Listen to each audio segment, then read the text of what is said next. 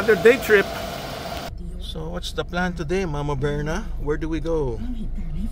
Sa Wat Pak lang. Wat Pak, the biggest Buddha. Okay. Pare, oh, nasa entrance. Pare? Pare ng Thailand.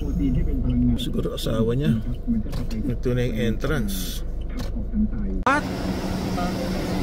Paknam. Parang Pakman, ano? Biggest, one of the biggest Buddha.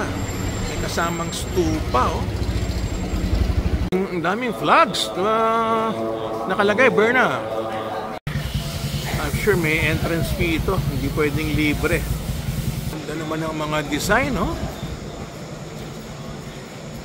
Meditation hall pala to.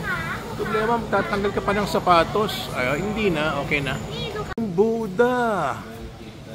One of the biggest here in Thailand. Ganun pala yun. Uy. Ayan, oh.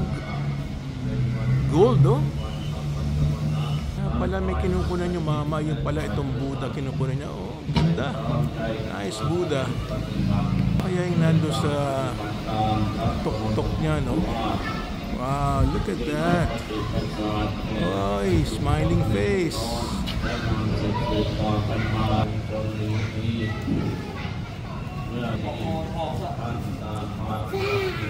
Sa Thailand, no? Buddhism talaga sila.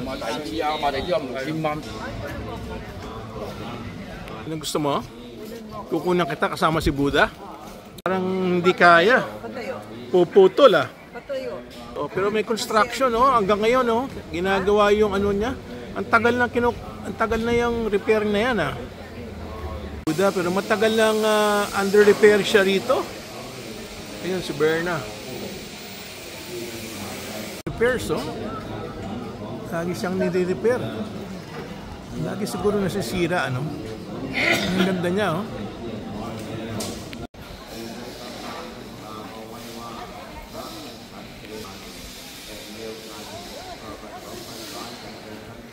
Well, actually, I always listen to Buddha teachings.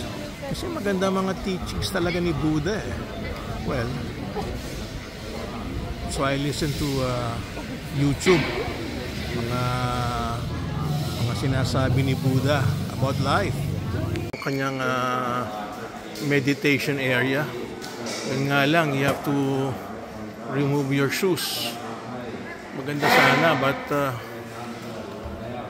that's the whole, kailangan tanggalin mo muna yung sapatos mo. And it's the respect. When you worship, remove your shoes. Ang monks to mga to, oh. Huh? Pwede pala, bata palang monk na. Sabi ni Berna, may mas magandang view. Okay, let's follow. May donations dito. Ito pala, ang daming mga Buddhas dito. Talaga sa Buddhism, talagang they really spend a lot of time doing all the worship.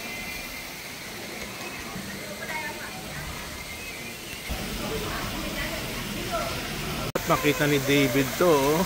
Oh, ang ganda. Koi feeding using a bottle, oh. Para sila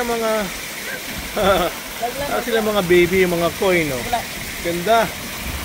Oh, pwede pala mag-feed, ha? Galing. Uy, tama, si Berna Baron. Ang ganda nga na ng view rito, oh. Wow. The Shining Buddha. Ang ganda.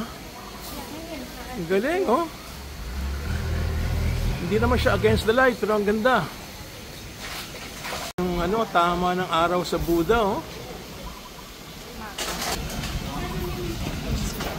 Parang parang painting, ah.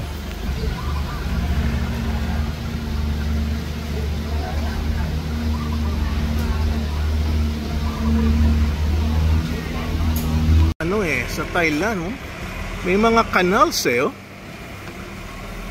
You can actually go around Thailand with all these canals. Oh, another view kasi pinaakyat ako ni Berna. Ganda. Tabi ng kanal, oh. Nice angle to do a photograph. Yeah. Yeah, nagdadasal na yung foreigner. Kailangan naka-prayer, ko rin.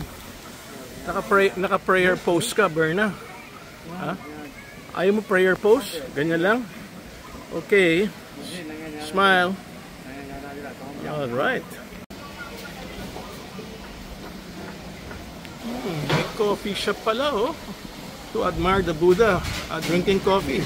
Ganda ng coffee shop na. Kita yung ano, yung mga nakasakay. Yung nga lang, medyo nakatago si Buddha from the coffee shop. They stop for taking video or photo of the Buddha, tourists.